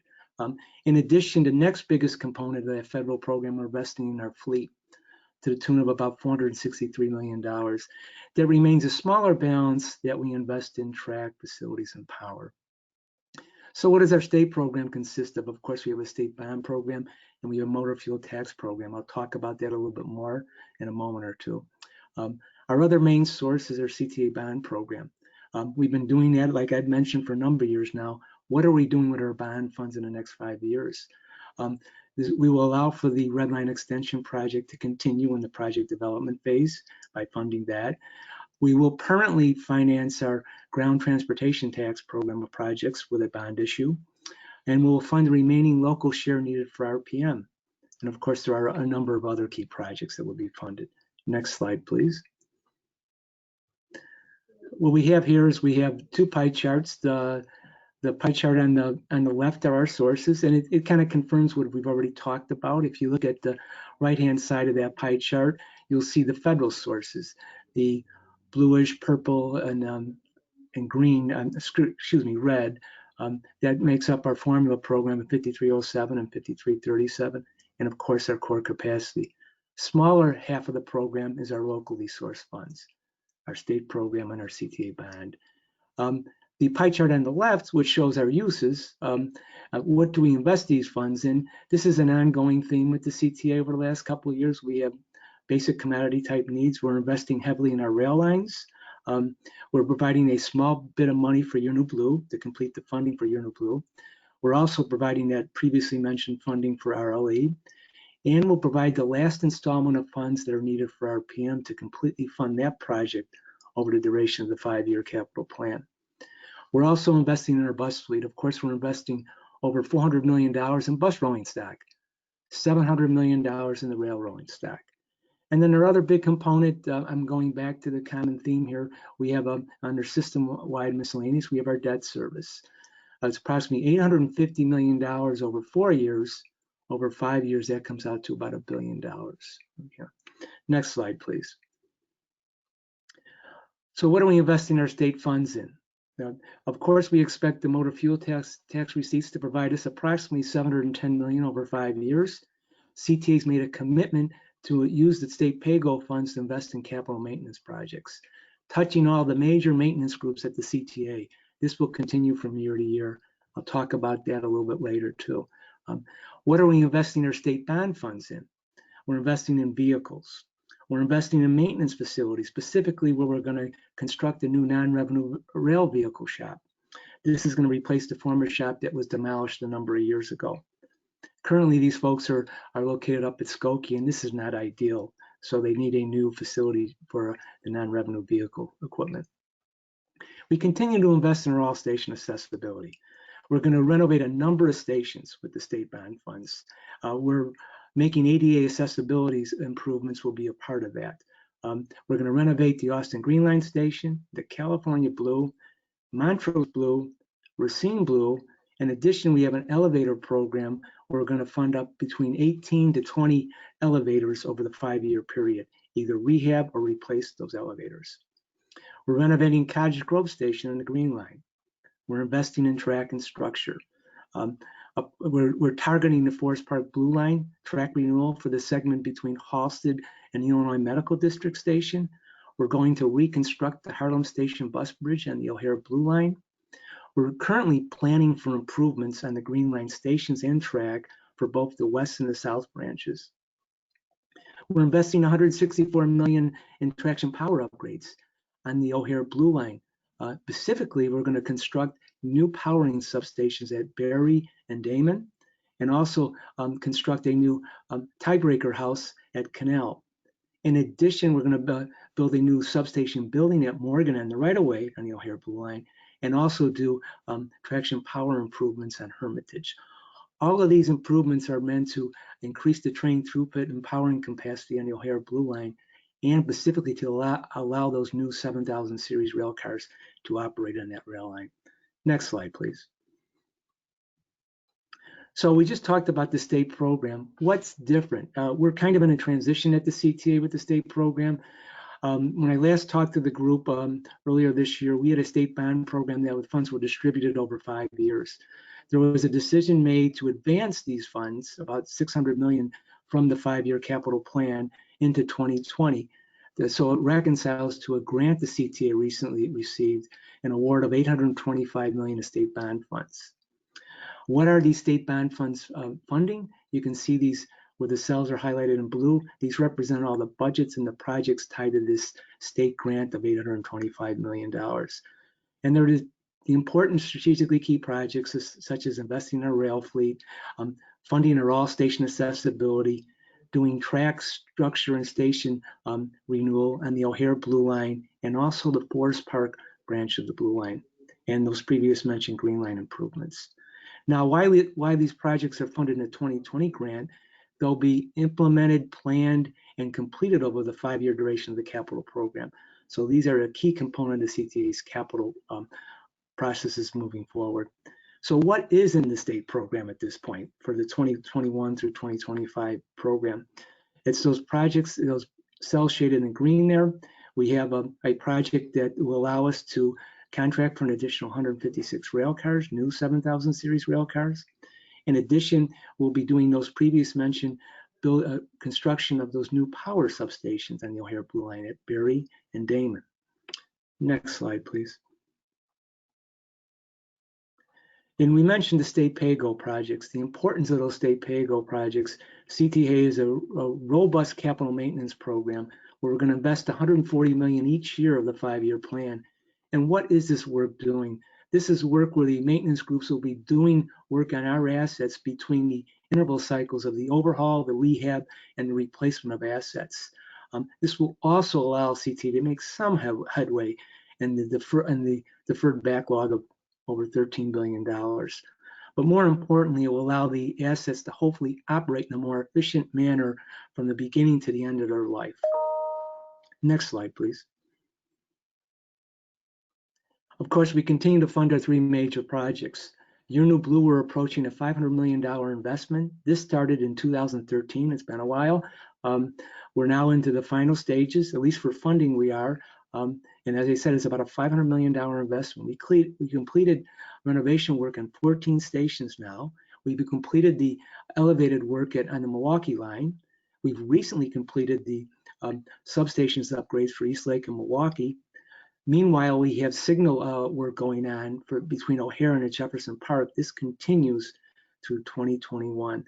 And the final piece of this is we're going to, like I mentioned earlier, our 2020 CIP funds provide for the reconstruction of the Harlem Station bus bridge. And of course, we're funding the initial stages of the Red Line Extension project. I'm sure everyone's aware that this project will extend the Red Line from 95th to 130th. There'll be 4 new rail stations with that. Currently, the CIP has secured $385 million of that $2.3 billion need. The current CIP allocates $328 million to fund preliminary engineering and design work that's necessary through the project development stage. Meanwhile, the CTA does expect to enter into the project development phase of the New Starts program in the next month or so. Also, of course, we're funding our largest project to date, the Red Purple modernization. This is a $2.1 billion investment. The current CIP funds $445 million. And as I said earlier, this completes all the required funding for RPM. So at this point, the CTA has secured and programmed $2.1 billion of funds in order for this RPM Phase 1 project to be completed. It has 3 main elements to it. I'll just briefly acknowledge them. The Red Purple bypass, where the actual bypass is expected to be completed in 2021. The Lawrence to Bryn Mawr segment, where we'll build 4 new stations in the adjacent structure and track. And of course, corridor signal improvements. Whereas the Lawrence to Bryn Mawr and the corridor signal improvements will be completed in 2024. Next slide, please. We continue to modernize our fleet, both the bus and the rail. We have an existing electric bus program going on, whereas prior funds have been provided for the procurement of 20 electric buses and the infrastructure, charging infrastructure associated with that. These 20 buses will be operated on the Chicago Avenue route. The 6 first pilot buses are expected to be placed into service on that route in the first quarter of 2021. The remaining 14 buses will operate on that route beginning in the third quarter of 2021. So what is our current CIP funding? Well, our current CIP funds a future planned order for up to 70 electric buses and charging infrastructure. While we don't have all the funds in place, this is a scalable project. Right now, we have approximately 50% of the funds that are required for this. CTA expects shortly to award a project for the purchase of up to 600 new buses. This will consist of a base order of 100 buses and options for up to an additional 500 buses. We continue our robust bus overhaul program, where one project that will start up would be the life extending overhaul on 430 standard New Flyer buses. These are buses that we can't replace at this point. We need to operate and maintain in service through 2024 and 2025, where then we will be able to replace these buses. We have our 7000 series procurement. Of course, we have a contract right now for 400 new cars. But the good news is in 2021, we are going to exercise the option for an additional 156 cars. So that will provide the CTA with funds, and they have secured the purchase of 556 new rail cars to replace cars that were placed into service in the 1980s. More good news is on the way with this project is that we have 10 7000 series prototype cars that are expected to be placed in service at the beginning of next year. They'll operate throughout the year for testing, and whereupon after that year testing period, we expect to start receiving delivery of revenue cars from 2022 through 2024. We've recently completed for our 5000 series rail cars, which make up over 50% of our rail fleet, critical advanced work that need to be done prior to the overhaul. Now we are going to start the overhaul in mid-2021. And this will continue through the duration of the 5-year program. The work will be done at our Skokie heavy maintenance shop. We've awarded a contract for the purchase of 4 diesel locomotives. These locomotives are used for maintenance work and removing snow on the system. The first diesel is expected to be delivered in late 2022. Next slide, please. And finally, these projects we've seen before, these are key strategic projects, and some of them are future, some of them we're trying to fund right now at the moment in part. The Red Line extension, we've talked about that. The Blue Line Forest Park modernization, that's funded in part. RPM core capacity phase 2 is another key project that we'll have to move forward in the future. And our all-station accessibility plan, which we've talked about before, the overall need is $15 billion. We have phase 1 of that need funded already in prior programs or the current program, and our revenue fleet replacement. Next slide, please. That's the end of my presentation for today. If there's questions or comments, I'll be happy to try to answer them. Thank you, Mike. Are there any questions of Mike, CTA? Hey, this is Audrey Wennick at MPC. I want to ask a very similar question of CTA about the kind of catastrophic cuts that could occur given the $400 million budget hole in CTA's operating budget for next year, which we understand is service cuts could come as early as the first quarter of 2021 if no additional federal aid were to occur. And we understand this is 4 times worse than the doomsday scenarios of about 12 years ago. So I'm wondering if CTA is considering, it certainly is not, not ideal, but we're in a crisis. Is CTA considering the option of moving capital to operations to weather this crisis? I can't speak to that really, but I can tell you that we have CARES funding which in place that is sufficient through that first quarter to offset the budget need.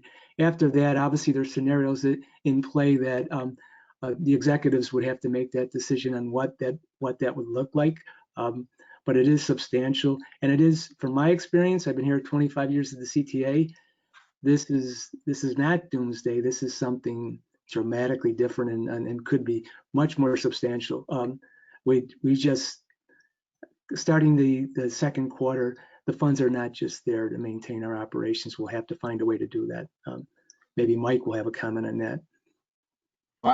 And all I'll say is, as Lynette said with Metra, is that we haven't made any doomsday plans. We certainly are aware of what would happen if there is no additional federal funding coming in. But right now our efforts are really aimed at making sure that that federal funding comes in. And so we're working very actively right now in Washington, D.C. and with our local representatives, including both of our senators and our local U.S. representatives, to make sure that the additional funding comes in a way that will meet our needs for the upcoming year. That's really what we're focused on right now.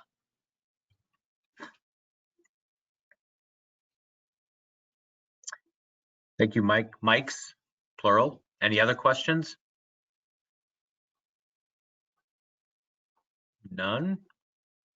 All right. We'll move on to PACE then. We'll turn it over to Chris. Good morning. Thank you, Chris, and members of the committee for allowing me to present PACE's 2021 capital program. give me just a moment to show my screen.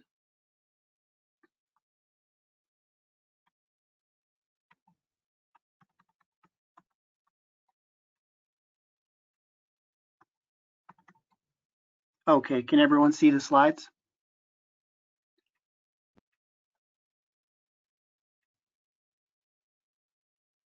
Chris, we can see it. Yes. Okay, thank you, Doug. My name is Chris Skogsbakken, Principal Budget Analyst for PACE, and my role is primarily focused on developing PACE's capital program. Despite the challenges facing PACE's operating budget due to the COVID-19 pandemic, funding for PACE's capital budget is larger relative to most typical years due to the recent Rebuild Illinois capital funding legislation. In fact, PACE expects to receive $60 million of its $105 million capital funding in 2021 from state sources, comprised of bond funds and PAYGO. Federal formula funding in 2021 comprises about 40% of total funding, and RTA Innovation Coordination and Enhancement, or ICE funds, represent about 1%. PACE groups projects into 5 categories: rolling stock, electrical signal communications, support facilities and equipment, stations and passenger facilities, and miscellaneous. In 2021, nearly 70% of funding is being budgeted for rolling stock. Support facilities and equipment is the next largest category, representing nearly a quarter of the budget. Compressed natural gas, or CNG buses, comprise a large portion of the rolling stock category. This is because PACE is replacing its Northwest Division in Des Plaines with a bus garage in Wheeling that will fuel buses exclusively with CNG. PACE has experience with converting a garage to CNG, as was done at the South Division in Markham that was completed in 2018. Because the Wheeling garage will not have diesel fueling, PACE will be replacing 115 diesel buses that have exceeded useful life with these CNG buses. This quantity represents the current fleet at PACE's Northwest Division. Let's take a closer look at these and the other individual projects in the 2021 capital budget. Replacing 115 diesel buses that have reached their useful life with new CNG buses is expected to cost approximately $63 million. Other projects in the rolling stock category include vehicles for the paratransit, community transit, and on-demand programs, as well as maintaining existing buses. Within support facilities and equipment, there is continued funding of $10 million to complete the construction of the Wheeling garage located at 1600 South Wolf Road. Including 2020 funding, the total Wheeling garage project cost will be approximately $53 million. PACE projects $1.1 million in annual fuel savings once operational in early 2023, and $350,000 in annual lease savings resulting from the consolidation of PACE's Vanpool and print shop offices to this location. Another new bus storage and maintenance another new bus garage will be located in Plainfield to support the growth of PACE's popular I-55 bus on shoulder service. PACE's landlocked Heritage garage in Joliet, which is currently housing the I-55 coach buses, has become overcrowded and cannot be expanded. Plainfield Garage will receive continued funding of $8.3 million in 2021, and including 2020 funding, the total Plainfield Garage project cost will be approximately $52 million. The Plainfield Garage will be located adjacent to PACE's Plainfield Park and Ride at 14407 South Depot Drive and is expected to be completed by the end of 2021. This location will reduce the distance between the garage and the I-55 express routes compared to the Joliet garage. Other notable projects for 2021 include farebox system replacement funded with PAYGO and upgrades to transit signal priority, which will be funded with RTA ICE funds. In the miscellaneous category, PACE will be funding the implementation of Driving Innovation, PACE's strategic plan that is currently in the latter stages of development.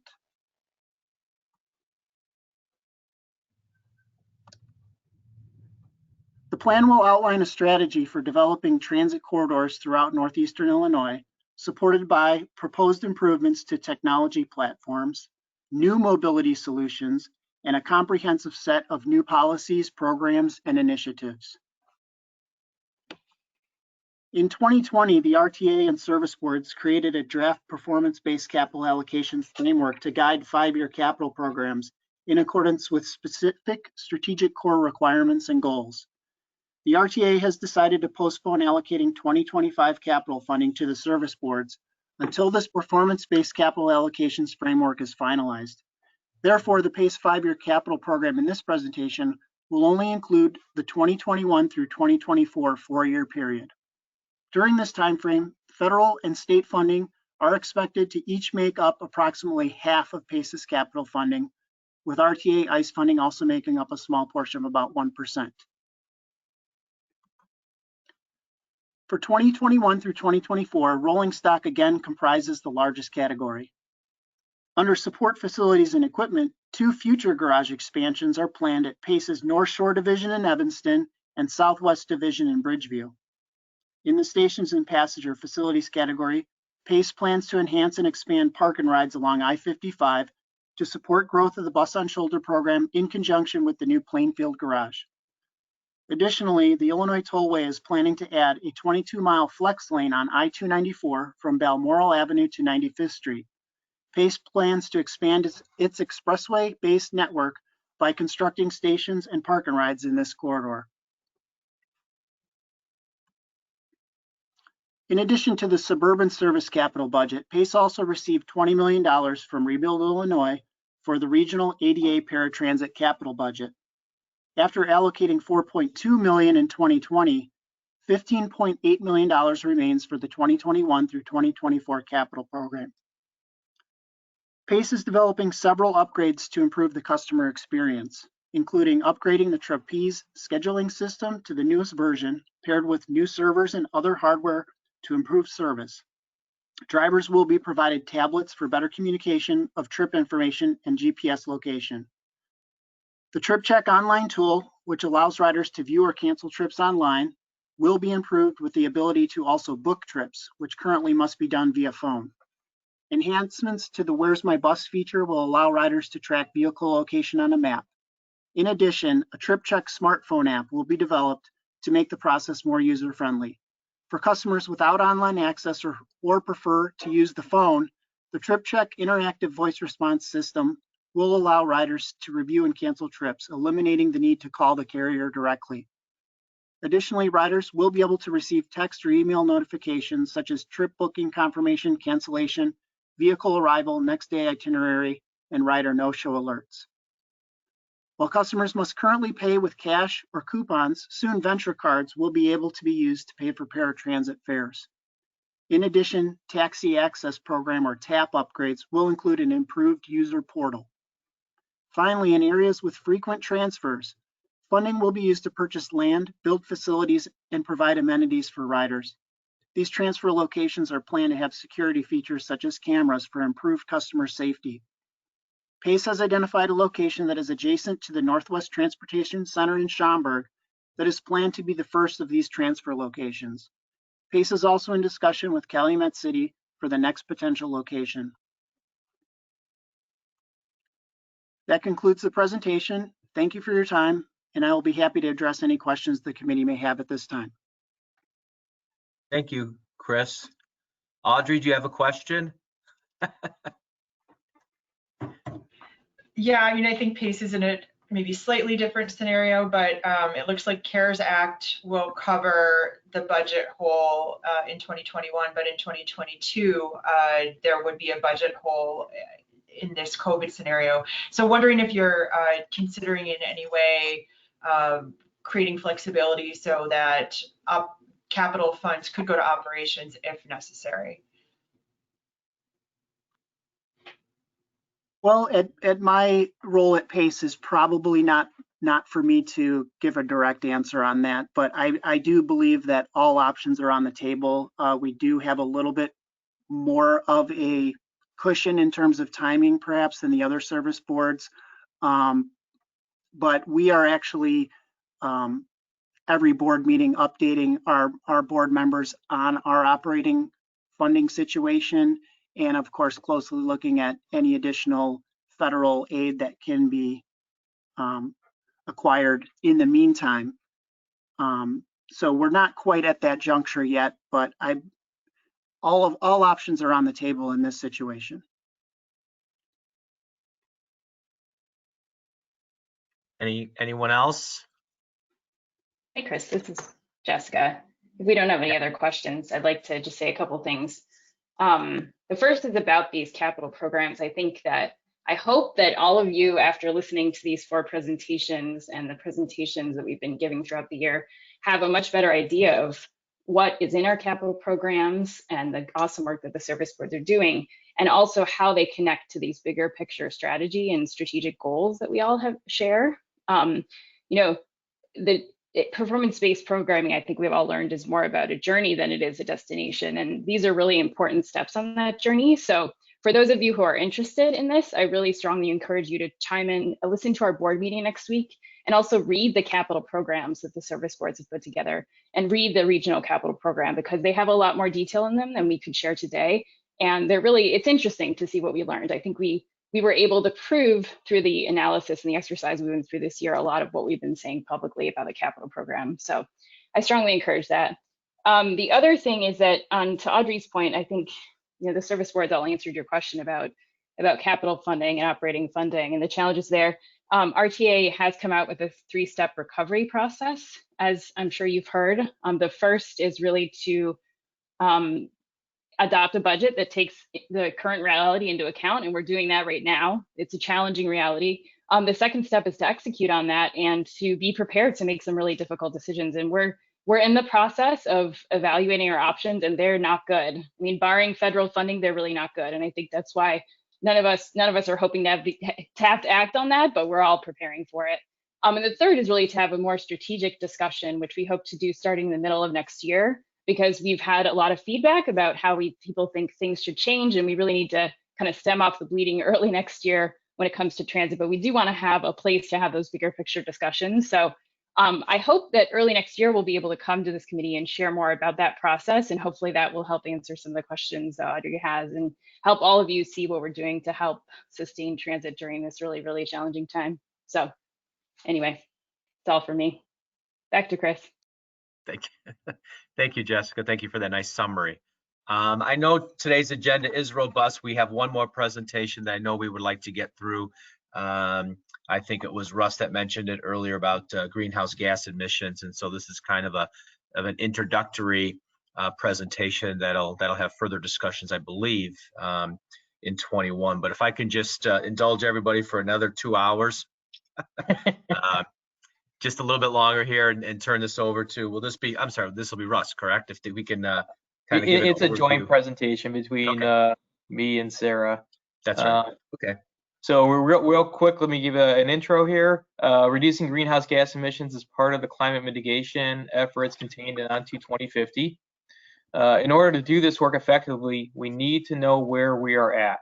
We need to establish a starting point for greenhouse gases as they relate to transportation, more specifically on-road mobile sources, which is the area that CMAP has more influence than any other sector that emits greenhouse gases.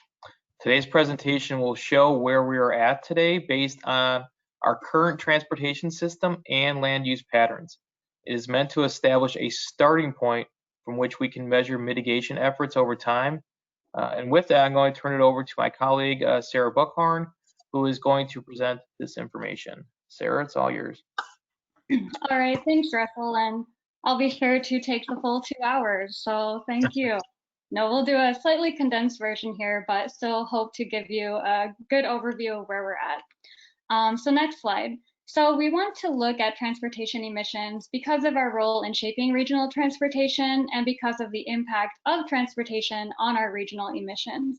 In the 2015 greenhouse gas inventory, transportation was the second largest emission sector, as you can see here in the pie chart in green. On-road emissions make up the vast majority of transportation sector emissions, and by themselves make up nearly 1/4 of all emissions. So this presentation will focus exclusively on on-road transportation emissions on the regional scale. Next slide. The numbers in the 2015 greenhouse gas inventory for on-road transportation, along with all the numbers in this presentation, come from EPA's Motor Vehicle Emissions Simulator, or MOVES modeling system. MOVES requires a variety of input files regarding vehicle population, climate, and vehicle activity. The MOVES inputs listed here in green come from our trip-based travel demand model, and this model has its own set of inputs, including socioeconomic data and regional highway and transit networks. We update all these inputs regularly to reflect new regional projects, shifts in demographics, and shifts in travel behavior. So one thing to note is that the MOVES model reflects all fuel economy standards finalized as of the model release date. So right now, what you'll see in this presentation, these results are still using MOVES 2014A. So that incorporates the light duty greenhouse gas emission standards and the heavy duty greenhouse gas phase 1 emission standards. We are working on transitioning to MOVES 3, which is the just released model, and that incorporates a few additional standards. So as you are familiar, we use MOVES for our semi-annual conformity analysis, as presented earlier today. As part of this analysis, we also gather information on greenhouse gases, and the following slides will explore greenhouse gas emissions results from previous conformity runs. One thing to note is that this presentation will generally use metric tons or million metric tons, while the greenhouse gas information that you received in today's conformity memo uses US tons. All right, next slide.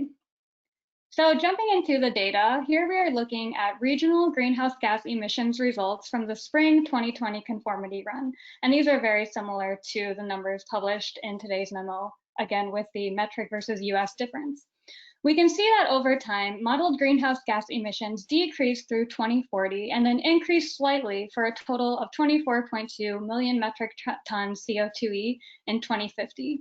So this is a 16% decrease from the 2015 greenhouse gas inventory value. Recall that this is essentially our baseline scenario. It's showing us what regional transportations will look like with our current planned transportation improvements, travel model assumptions, and emissions regulations in MOVES 2014A. We're focusing on this baseline to better understand it before using it as a starting point for modeling mitigation strategies. One thing that stands out here is the increase from 2040 to 2050. One factor in this increase is that virtually all of the fiscally constrained projects in onto 2050 have a completion year of 2040 or sooner. So very little capacity is being added to our roadway network between 2040 and 2050 in our model. However, VMT continues to increase in our model from 2040 to 2050. So that means more congestion and thus more idling, acceleration, deceleration events, and traveling at suboptimal speeds. So that's one reason we see these emissions increase in the model. Next slide. So that data was for the spring 2020 conformity run, but we have data for runs from 2016 to 2020. Conformity runs in these years spanned across two comprehensive plan setups, go to 2040 and on to 2050. We typically don't see shifts at a regional level in the semi-annual conformity runs, since few projects have a large regional impact. But with a plan update comes updates to the socioeconomic forecast, travel model, and other MOVES inputs. So in the next slides, we'll look at conformity results grouped together by plan. And next slide. So here we're looking at greenhouse gas emissions by year for conformity runs grouped by plan. We have go to 2040 runs in blue and on to 2050 runs in red. We can see that emissions results are actually mostly consistent between the plans, even though on to 2050 focused on infill development and transit ridership. And we can see the differences in development and mode choice patterns between the plans if we compare the annual vehicle miles traveled, or VMT, for conformity run grouped by plan, which we'll look at in the next slide. So here, looking at system-wide VMT, we can see that total VMT is indeed higher for go to 2040 runs. But although it's higher, we saw that emissions results are mostly consistent between the plans. So VMT is one factor driving greenhouse gas emissions, and we'll look at it in several slides in this presentation. But as this example illustrates, it's not the only explanatory variable. And on to 2050, there were changes that caused a small increase in CO2e per mile, one of them being an increase in the percentage of total VMT that came from trucks as opposed to passenger vehicles. So next slide. So the explanation I just gave alluded to the importance of different vehicle or source types when analyzing emissions. So we can look at how different source types contribute to total emissions in a recent conformity run. But first, let's review some of the source types we'll be talking about. Next slide. So passenger cars and trucks are, of course, vehicles with the primary purpose of carrying passengers with those respective properties that you can read about. Combination and single unit long haul trucks. So long haul trucks are just trucks that have a primary trip length of over 200 miles. Combination being truck tractors towing at least one trailer, and single unit being single frame trucks greater than 10,000 pounds or dualies. And for the purposes of this evaluation, all of the other source types that we can look at in moves have been grouped into other, and this is where our transit buses would be. So next slide. Okay, so here in the top chart, we're looking at the percentage of total on-road emissions for each year by source type from the spring conformity run. So recall that overall emissions are going down over the years, but with this 100% stacked bar chart, we can see how the composition of those emissions by source type varies. And we see that over model years, the portion of total emissions from cars and trucks in the blue and red decreases, and the portion of emissions from combination and single unit long haul trucks in the orange and green increases.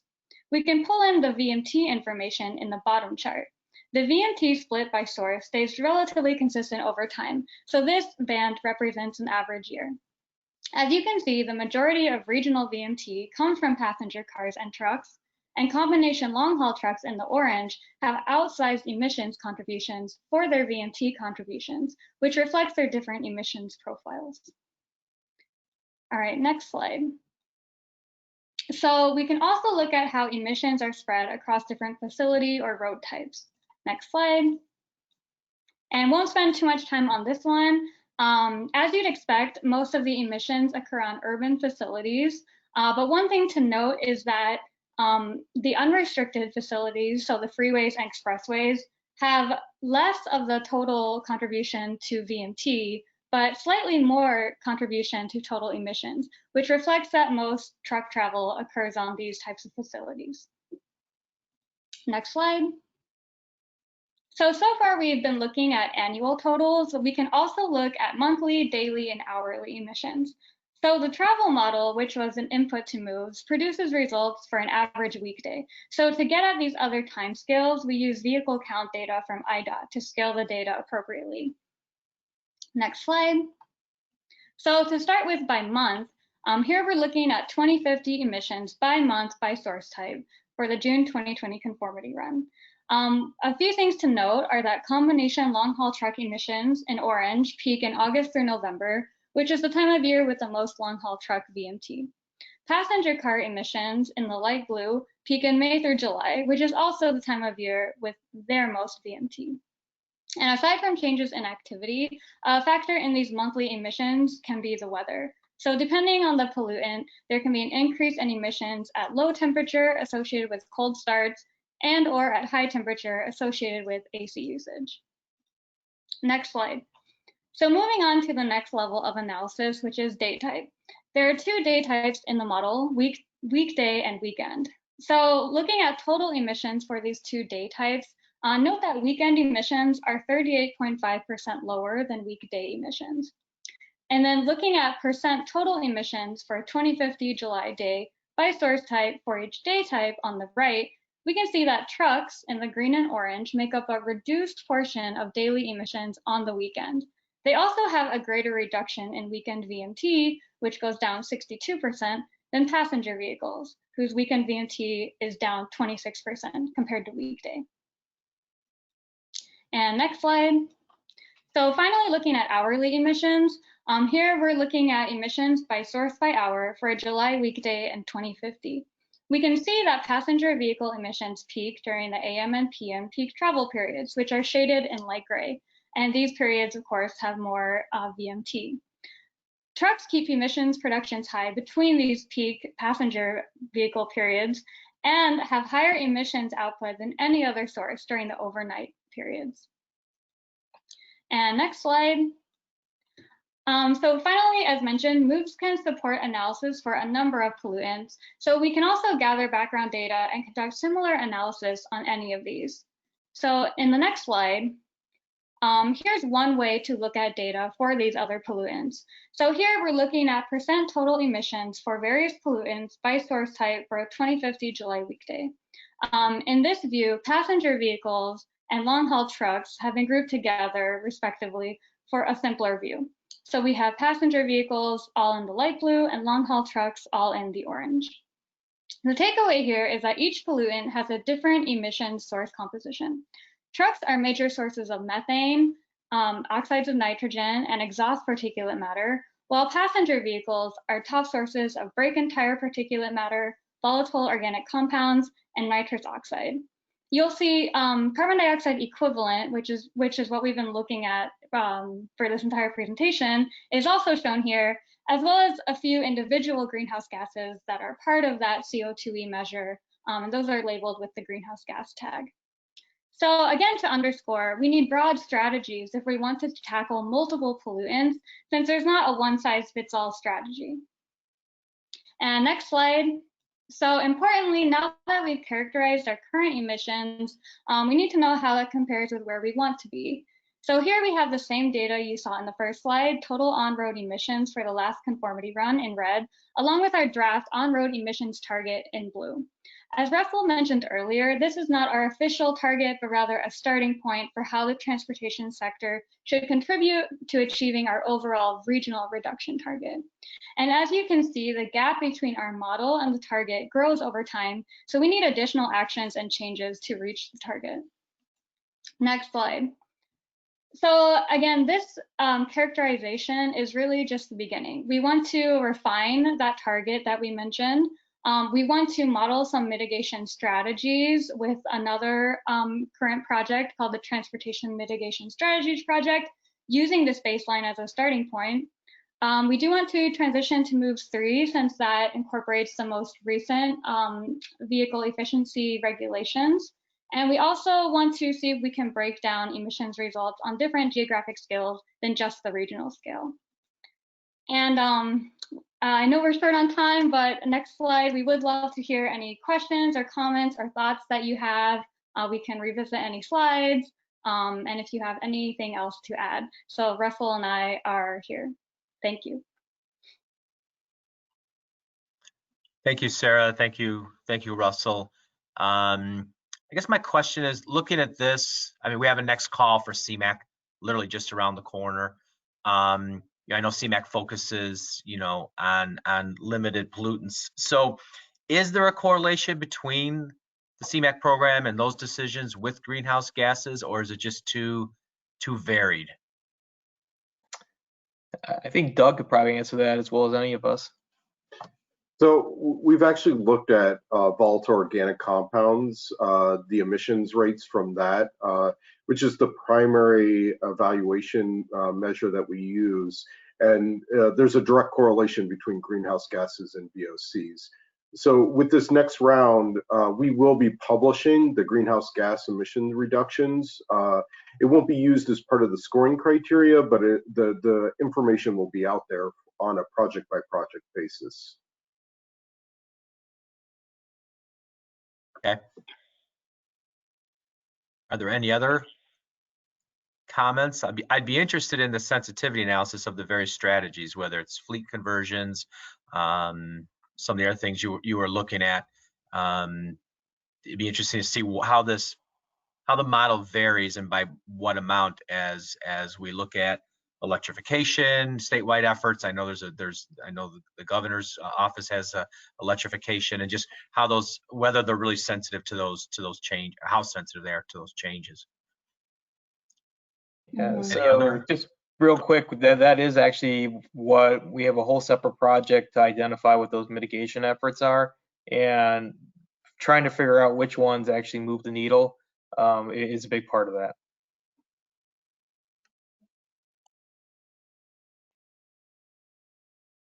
Any other comments? We still got hour and 45 minutes, so. So this is Mike Conley. I want to say thank you for taking a look at this. To me, this is important. And Doug's comment about it won't certainly be a part of the scoring on the CMAQ on this round because we're really not ready to do that yet. But we need to go a little further with this and see if there are ways we can do some mitigations and which mitigations will have the greatest impact. So it's important. This is all important for us, for our future. This is the air we breathe, and this is our region. It's important. So thanks for the presentation. All right. Thank you, Sarah. Again, thank you, Russell, for that presentation. So we'll move on now to agenda item 12. Transportation Committee meetings. These are the meetings for 2021. I think these are typically aligned with the IDOT lettings in order to get any updates. So I think what we're looking for is an approval of the committees for next year. This is Mayor Rockingham. I'll make that motion. Thank you, Mayor. Do we have a second? I'll second, Mike Connolly. Thanks, Mike. All right, we'll do a roll call vote. Lindsay? Okay. Chuck Abraham? Aye. Kevin Carrier? Aye. Lynette Ciavarella? Aye. Mike Connolly? Aye. Doug Ferguson? Aye. Jessica Hector Sue? Aye. Scott Hennings? Aye. Tom Kelso? Aye. Christina Kupkowski? Oh, yeah. Aye. And Jackie is off the call. Eric Llewellyn? Aye. Chris Hebert? Tara Orban? Aye. And Heidi is in the chat. Brian Carlson? Tom Rickert? Mayor Rockingham? Aye. Joe Schofer? Aye. Dave Seglin? Aye. Chris Snyder? Aye. Audrey Wenink? Aye. And Rocco Zucchero? Aye. And I hope to see you at some of these meetings.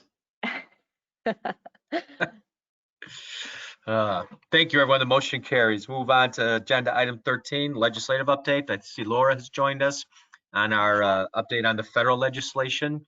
So if you can, I'll turn over to Laura. Great, thanks. And I will be quick because of time and also because I assume you guys are all watching the same things we are at the federal level right now. All of us have an eye to what is going to be happening. Obviously, just quickly on the state level, veto session was canceled, and we're working to prepare our state agenda and take that to the board in January. So definitely keeping an eye on the state things as well, and be looking for our board's approval of our agenda in January. Similarly, we'll be doing that on the federal side, but I think, again, listening to the discussion today, everybody is keeping our eye on what's going to happen with the CARES Act. We know that the House passed, moved the extension to December 18th to deal with the government funding, and so as we were hoping for something this week that would look at the CARES Act extension and additional funding, we're now going to be watching next week to see what Congress is doing. But I think we all know, as we talked again about, hopeful that there's funding for transit, that even in the discussions that they're having now, right now they're talking about $45 billion for transportation sectors, 15 for transit, which is half of what our industry has been asking for. So unfortunately, even if we can get them to move on something, there will still be additional funding that's going to be needed to shore up our systems. Again, to be quick, we're also making sure that we're looking at the reauthorization, and the FAST Act was extended for another year, which gave us some more time, again, after COVID, to deal with these issues and look at funding for our region. We had started to pull together a group at the beginning of this year to have a joint regional one voice on reauthorization principles and platforms. That went on hold as we moved into COVID emergency issues, and so we are restarting that discussion. So either you or many of your organizations will be joining us, I believe, next week as we start those conversations again, so that as one region, we can have a voice on some key principles as we look to reauthorization. Two other things we're keeping an eye on, obviously who the next DOT secretary is going to be and how that will impact all of our programs and what we might be looking forward to in the next year as changes or things that will impact our transportation system. So there's some interesting rumors out there that I'm sure, again, we're all watching, and so we'll see who ends up to be our new federal DOT secretary. And last but not least, I just want to mention that we're also keeping an eye on what's happening with the census. It has some direct and indirect issues with funding and funding distribution in our area, and we're again trying to keep an eye that there's a complete count. And so there's a lot of things moving at the federal level about what is going to happen with the census. Again, happy to answer any questions, but like you, we're working with most of our federal organizations and our delegation to try to keep these things at the forefront. Thank you, Laura. Just a quick question back to transportation. You mentioned 45 billion is being thrown around for a CARES Act Part 2. So 45 billion, and that's for, transportation sector, airline, Amtrak, transit, et cetera. Is that revenue replacement, or what is that being? Forgive me, I'm familiar with that they're talking about. I just didn't know if it's revenue replacement or something else. To my understanding, it would be revenue replacement, similar to the first CARES Act. Right. Any other questions for Laura? Seeing none. Okay, we'll move on to other business. Is there any other business for anyone that wants to bring forth to the committee? Nothing. All right, that was a quick item. Move on to public comment. So let's see, if anyone, I'll just read this. If anyone from the audience wishes to make a comment, please click on the raise hand button on your control panel. Staff will unmute you. But before we take any verbal commitments, have we gotten any through the received prior to today's meeting, Lindsay or Doug? We did not receive any advance comments. None. Okay. Is there anybody from the audience that would like to address the committee? Hello, this is Heather. Yes, Heather. My concern is about transit. I think we should have it where, because sales tax is out of hand and people are going somewhere else to do their shopping or online. I think we should go tapping into the casino money for funding public transit, because it's more reliable than sales tax.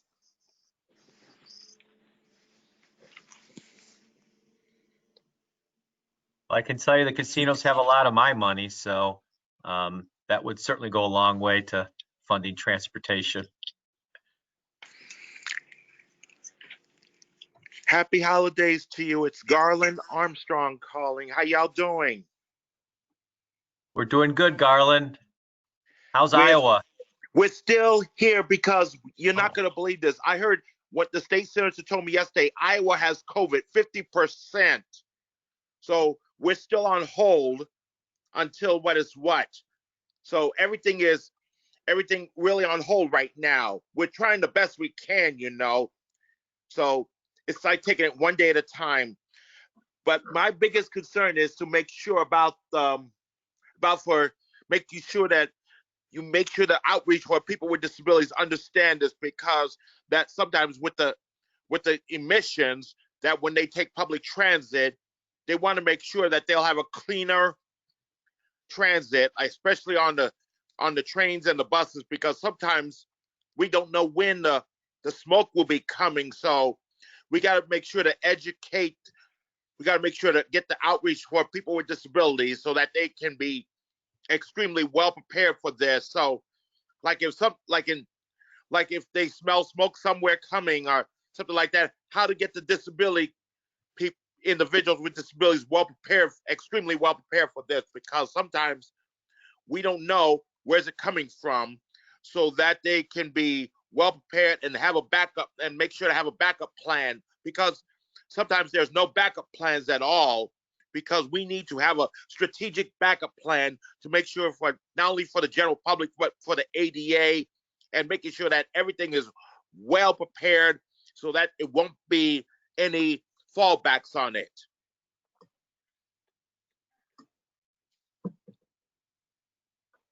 I was muted. Okay, thank you, Garland. Any other public comment?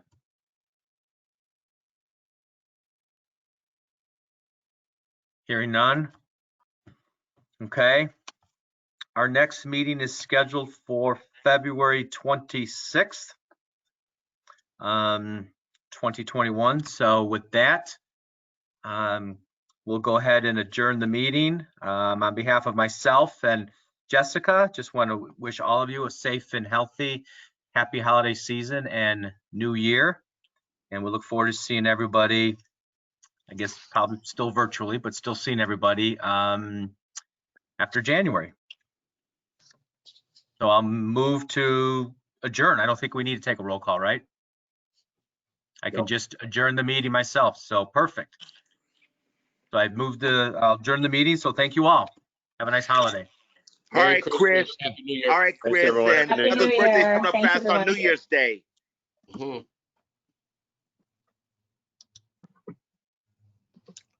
All right. You're zoning out.